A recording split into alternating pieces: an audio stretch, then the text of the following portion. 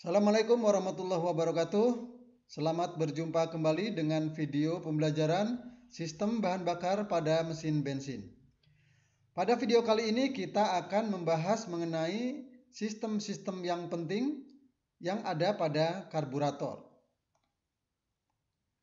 Baik, sebelum kita membahas mengenai sistem-sistem yang penting pada karburator, kita review dulu video yang lalu ya. Pada video nomor SBB 2, kita sudah membahas mengenai aliran fluida di dalam venturi, di mana jika suatu fluida mengalir melalui suatu venturi, maka kecepatannya meningkat dan tekanannya menurun. Nah, jadi ini sudah kita bahas pada video sebelumnya. Silahkan bisa mengecek kembali ya atau mempelajari kembali jika diperlukan video nomor SBB 2 pada channel ini. Nah, kemudian pada video yang lalu juga kita sudah membahas mengenai dasar karburator, di mana bensin yang ada di dalam ruang pelampung bisa terisap dan keluar melalui saluran bahan bakar yang ada di venturi. Aliran bahan bakar ini disebabkan karena tekanan yang rendah di tengah-tengah venturi atau di bagian pipa pengeluaran bahan bakar dibanding dengan tekanan di ruang pelampung, sehingga bahan bakar bisa terisap dan memancar melalui lubang bahan bakar dan bertemu dengan udara yang berkecepatan tinggi, sehingga bahan bakar tersebut teratomisasi menjadi butiran-butiran yang halus ya. Kemudian mengapa bahan bakar itu bisa terisap? Ya, karena dari konsep awal yang dijelaskan bahwa udara yang mengalir melalui sebuah venturi maka tekanannya akan turun, artinya di sini terjadi kevakuman yang mengakibatkan terjadinya isapan. Sementara kecepatan udara yang mengalir pada venturi ini lebih tinggi ya atau lebih cepat dibanding dengan daerah lain yang tidak melewati venturi. Kemudian pada video yang lalu juga kita sudah membahas mengenai karburator aliran turun ya. Secara prinsip karburator aliran turun ini sama dengan karburator aliran searah yang tadi disinggung di sini ya. Nah, jadi hanya posisi aliran udara turun ke bawah di sini ya. Nah, baik, jadi pada video kali ini kita akan membahas mengenai sistem-sistem yang penting pada karburator. Nah, jadi suatu mesin, ya, mesin bensin khususnya, ini membutuhkan campuran udara dan bahan bakar. Ya, pada saat terjadi langkah isap, ya, campuran udara dan bahan bakar ini masuk ke dalam silinder. Nah, bagian yang menyediakan campuran udara dan bahan bakar ini ya kita sebut dengan karburator ya. Jadi ada sistem injeksi juga, tetapi pada video kali ini kita akan membahas mengenai sistem karburator. Nah, ini juga sudah disinggung pada video sebelumnya. Nah, sekarang kita akan lihat ya. Ini adalah sebuah mesin bensin atau engine ya yang menggunakan karburator. Jadi inilah komponen yang kita sebut dengan karburator yang fungsinya untuk mengabutkan atau mengatomisasi bahan bakar ya dari bentuk cair menjadi butiran-butiran halus sehingga mudah menguap dan bercampur dengan udara. Nah, karburator ini di lapangan banyak macamnya ya, banyak bentuknya. Ini salah satu contoh karburator ya yang ada di lapangan. Kemudian ini bentuk yang lainnya ya. Kemudian ada bentuk yang lainnya ya. Nah, untuk berbagai merek kendaraan, karburator ini bentuknya bisa berbeda-beda. Namun secara prinsip, sistem-sistem yang ada pada karburator untuk beberapa merek kendaraan secara umum sama. Meskipun ada hal-hal yang khusus kadang tidak dijumpai pada karburator yang lainnya. Ya, nah pada video kali ini kita akan membahas mengenai sistem-sistem yang ada pada karburator. Apa saja sistem-sistem yang ada pada karburator? Mari kita lihat ya.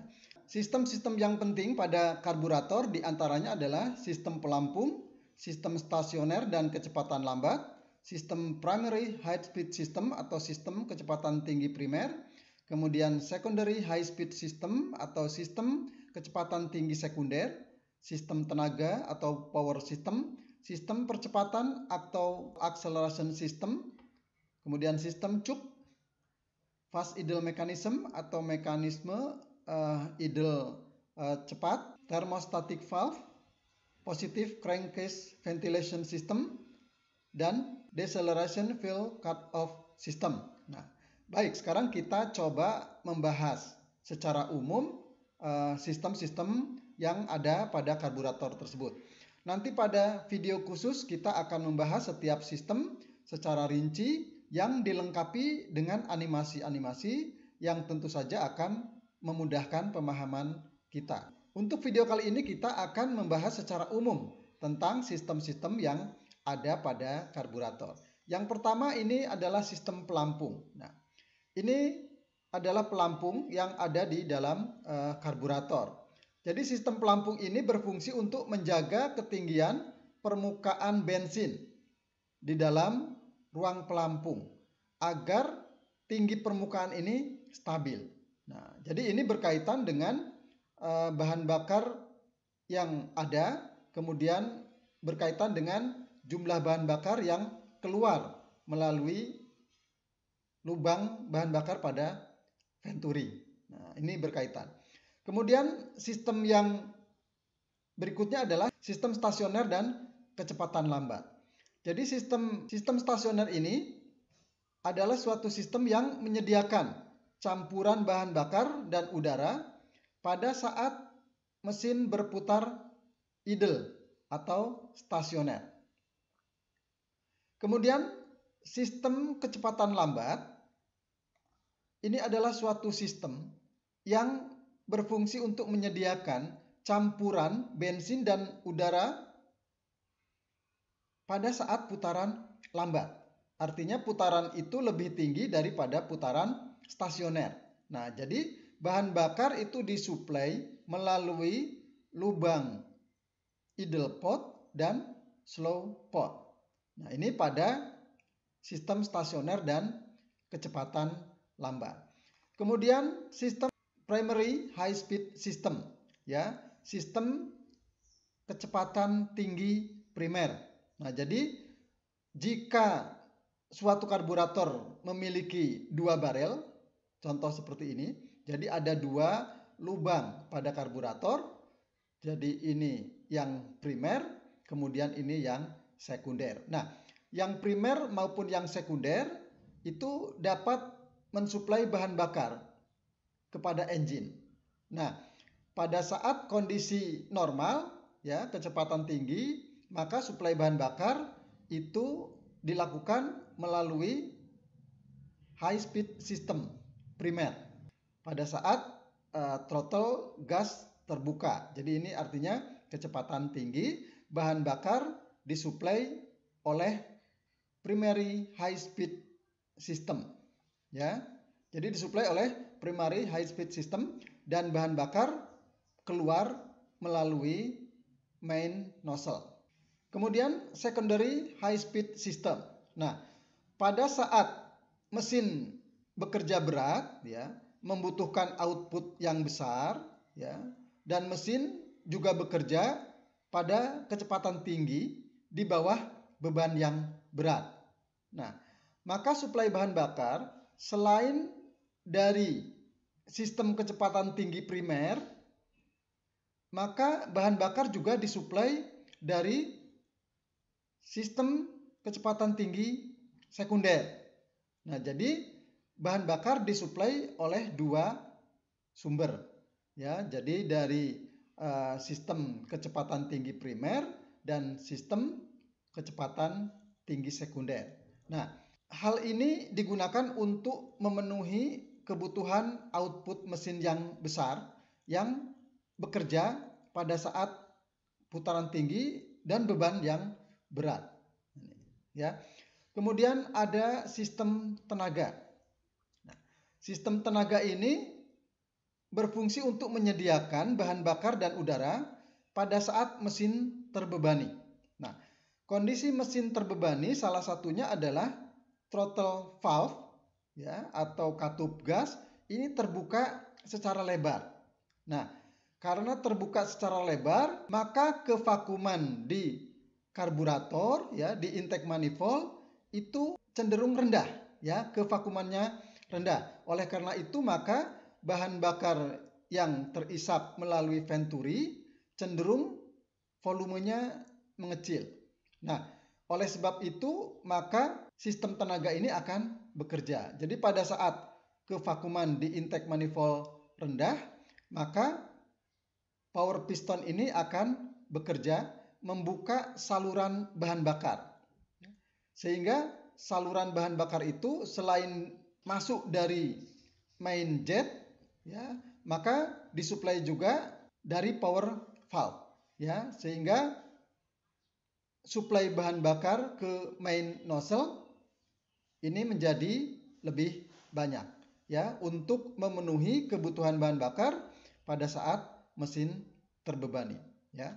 Kemudian ada sistem percepatan ya atau acceleration system. Nah, pada saat pengemudi menginjak pedal gas, maka throttle gas ini akan terbuka secara tiba-tiba yang menyebabkan suplai bahan bakar melalui primary main nozzle itu juga akan berkurang. Ya, sebenarnya tidak berkurang tetapi tidak sebanding dengan jumlah udara yang masuk pada saat throttle gas dibuka secara tiba-tiba. Nah, untuk menghindari campuran yang miskin pada saat throttle gas dibuka dengan tiba-tiba pada saat akselerasi, maka dilengkapi dengan pompa akselerasi. Sehingga pada saat throttle terbuka karena diinjak pedal gasnya, maka pompa akselerasi juga menyemprotkan bahan bakar. Sehingga jumlah udara yang tiba-tiba banyak masuk ke dalam karburator diimbangi dengan bensin yang dipompakan melalui pompa akselerasi. Nah, ini sistem percepatan ya.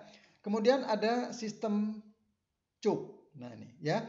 Jadi pada bagian karburator lubang ini ya, di bagian dalam itu ada katup cuk. Nah, katup cuk ini fungsinya untuk menutup saluran udara sebelum masuk ke venturi. Ya. Sehingga ruang di bawah katup cuk ini akan bertambah kevakumannya saat mesin baru dihidupkan. Mesin dalam keadaan dingin.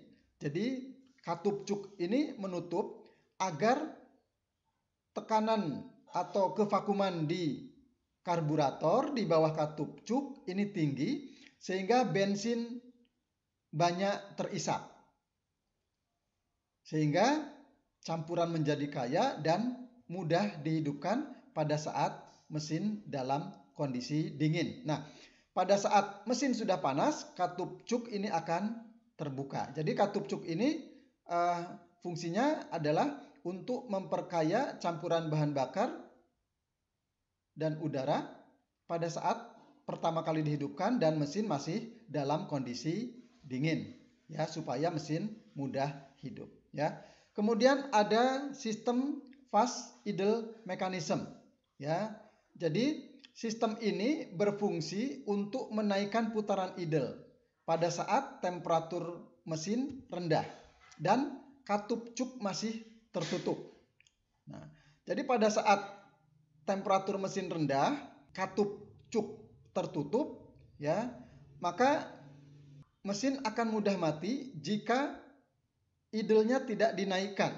Agar mesin tidak mati pada saat mesin masih dingin, maka ada mekanisme fast idle, ya, yang berfungsi untuk membuka sedikit throttle valve pada saat katup cuk masih tertutup atau pada saat mesin dingin. Nah, tujuan dari membuka sedikit katup throttle ini ya atau katup gas adalah menaikkan putaran pada saat idle ya, pada saat mesin masih dingin atau pada saat katup cuk masih tertutup.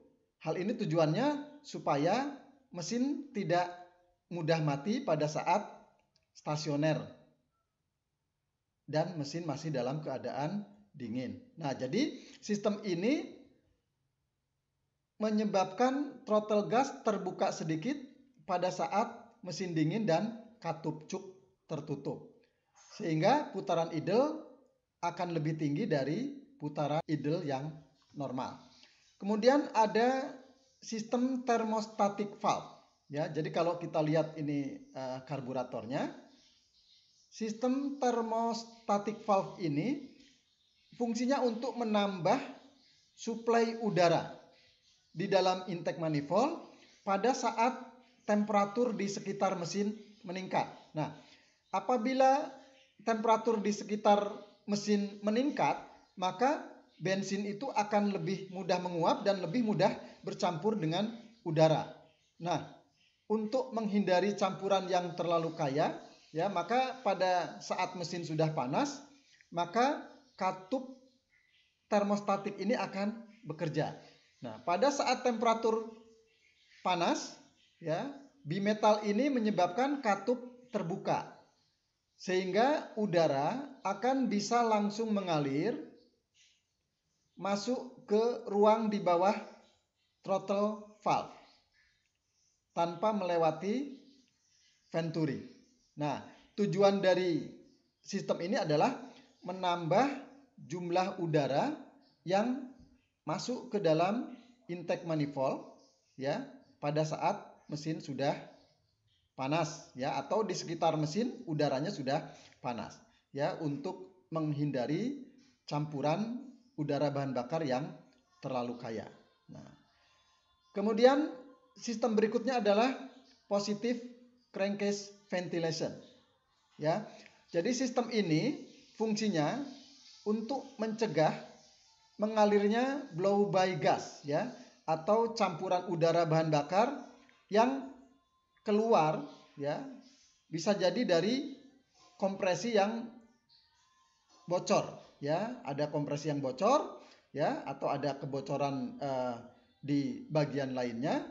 Nah, campuran udara dan bahan bakar tersebut ya itu akan bisa mengalir ya melalui katup PCV dan kemudian masuk ke intake manifold. Sehingga uap bensin yang disebabkan oleh blow by gas tersebut tidak terbuang ke udara bebas ya karena dapat menyebabkan polusi HC. Nah, jadi ini fungsi dari positive crankcase ventilation ya. Jadi sistem yang bisa mengisap blow by gas ya supaya bisa kembali masuk ke intake manifold dan masuk ke dalam silinder. Nah, kemudian sistem yang lain adalah deceleration fuel cut-off system. Jadi sistem ini adalah sistem yang berfungsi untuk menutup saluran bahan bakar yang ke slow pot ya pada saat deselerasi.